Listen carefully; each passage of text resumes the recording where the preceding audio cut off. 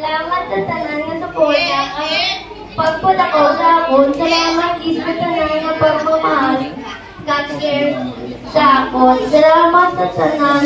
Balaan mo ang gid sa akon.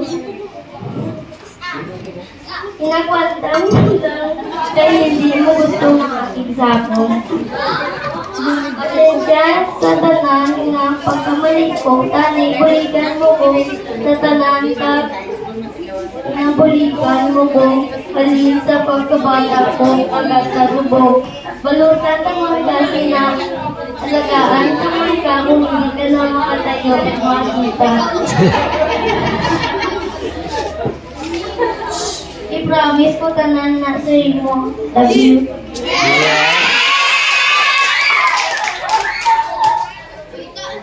Nice anak sa iyo.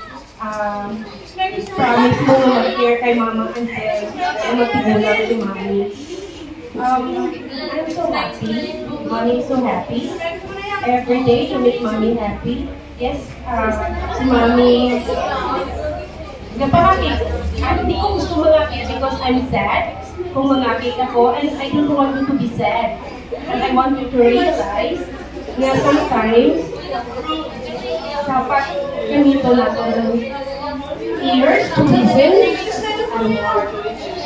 Kahit anak ang bata na nagapati sa mami or inaupot si mami sa inyo sa iyong dream, sa iyong goal in life, magiging successful ka na kung nagapati. Kung ano yung inagamit, yung napamati sa mami. Okay? And I want you to keep the mark. Anong mark?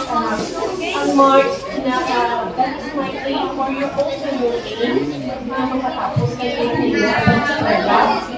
And if in God's permit, kung makatapos ka na, then ready to work. And I also promise that you have the privilege to fly in Dubai.